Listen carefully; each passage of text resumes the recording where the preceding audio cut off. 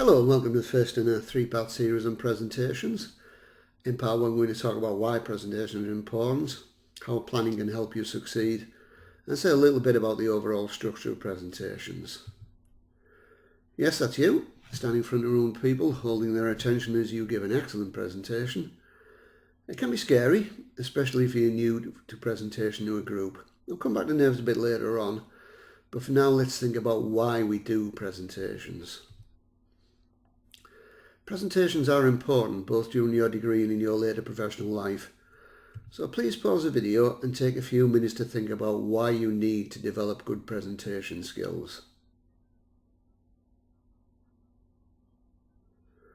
Okay, one reason why we use presentations is to assess your understanding of particular topics, but we also use them to assess your communication skills. How good are you at speaking to an audience? Can you summarize complex issues in a clear way? Skills like this are widely used in the workplace. Any interview you have will almost certainly involve you giving one or more presentations. And in your professional life, you'll be making many presentations to a wide range of different audiences. This is the sort of information you'll be given in the brief for your presentation. You may be told to prepare a presentation on a topic given to you by your tutor, or you may have agreed a topic. You'll be told how long the presentation is. This is normally something like 5 minutes. But sometimes you'll also be given a maximum number of slides that you can use. You'll be told a date for the presentation so you can start planning. Note that in big groups, presentations may need more than 1 week. So there will normally be a date for you to submit your slides and notes. This is usually before the first presentation in order to be fair to all of the students. Presentations are normally followed by a short question and answer session. This is usually led by the staff, but students may be asked if they want to ask any questions, and occasionally very brave ones will do so. Okay, this is an amusing video of what was not the best presentation ever. After you watch the video, think about what mistakes the presenter made and how we could have avoided them. Before I say something about planning, here's something to think about. As a presenter who has properly researched your topic, you are the expert in the room. In many cases, you may know more about some aspects of what you are saying than the staff. No, really. This is a presentation from our final year functional food module. It reviews a quite complicated method in molecular biology. Now, I'm no molecular biologist, but even for staff who are, this is quite a novel application of the methodology. Staff can and often do learn from students, which is one of the reasons why this is such a good job. Here's another example from our extended science programme. This is a preliminary year to our degrees. As part of the assessment for fundamentals of chemistry module, the students are asked to give a presentation on the importance of chemistry to their chosen field of study. We get a wide range of topics ranging from biology and nutrition to crime scene investigation and forensic science, as you can see here. And every year we learn new things. Titles in red are those I can remember hearing something new during the presentation. Not usually the whole presentation, but some interesting insight. So yes, you are the expert. The famous 4 Ps: plan, prepare, practice and present. Good planning and preparation will help you be successful in all of your academic work, and presentations are no exception to this rule. The 4 Ps will help you have a successful presentation.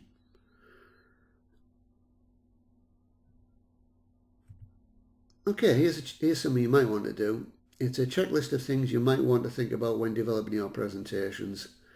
It's up to you to decide whether you want to use a checklist or some other way of thinking about the assignment, but I strongly recommend that you find some way that suits your learning approach. Planning is key to success, and this is a good start. As mentioned before, make sure you understand the brief. Start thinking about planning to meet the submission deadline. If you have any questions, ask the lecturer. Staff are always happy to answer questions about assignments. What we really don't like is when students have problems with assignments because they haven't asked for help. So if in doubt, ask. I don't want to go into detail about researching information in this video, but some general suggestions may be helpful. A couple of good places to start looking are the subject library guide and the module reading list. Links to these can be found in Blackboard, and a trip to the library is always a good idea. There's a reason why our library regularly wins national awards, and in particular you'll find the dedicated science team very helpful, if you ask. The beauty of iteration. Iteration is where you repeat a process with the aim of improving the final outcome. Some students just write their presentation and don't change it again. They're quite easy to spot. Their presentations are not usually the best, shall we say. As you go through the research structure, write, review cycle 2 or 3 times, you'll end up with a much better presentation, and as a bonus, you'll probably know the presentation pretty well, so avoiding the need to refer to notes, etc. That will get you more marks. This overall structure is true of virtually all academic communication, of course, and is essay format: introduction, exposition and conclusion. For a presentation, the introduction will probably be the title slide and a content slide, and here's an example of those from one of my lectures. This will probably be followed by the discussion or exposition of your topic. At the end of the presentation, you'll probably want a single slide to summarise your presentation. We'll talk about these aspects again later in this series. One mistake students make is to write an essay and then present all of the information in the presentation. Presentations are short, typically around 5 to 15 minutes, so you can't get over all of the content of a well-researched 2,000 word essay, for example. You have to summarise. In this example, the student has done some really good research, but he's trying to explain too much during the presentation. We shall look at how much information to include later in this series. The shorter the talk, the longer the presentation. May seem a bit strange, but there's quite a lot of truth in that statement. In almost all academic writing, you will spend a lot of time deciding what you exclude. This is especially true of presentations. Almost every topic has a large body of knowledge associated with it, and you have 5 minutes to tell us about it.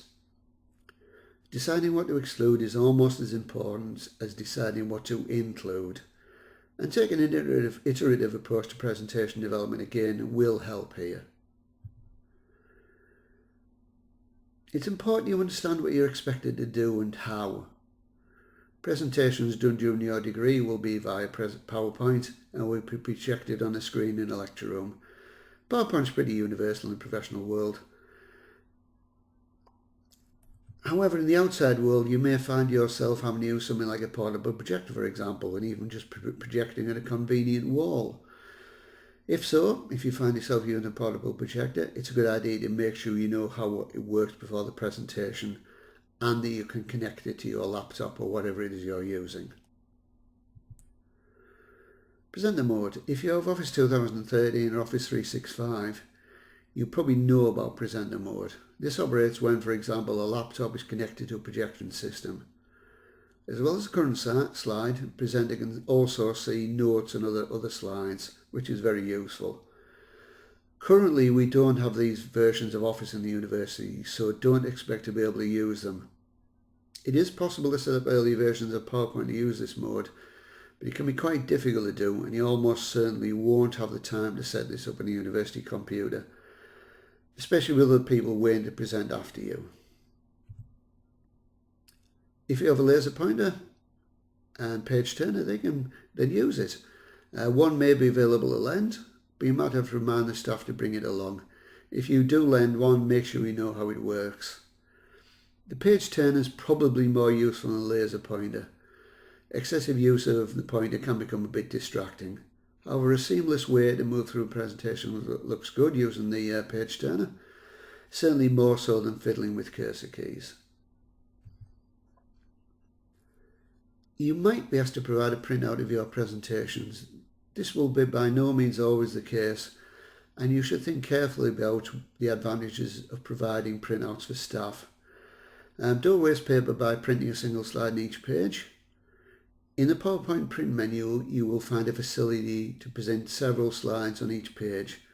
This looks much better and saves you money and saves trees. You can print up to 9 slides per page. That probably makes the images a bit too small.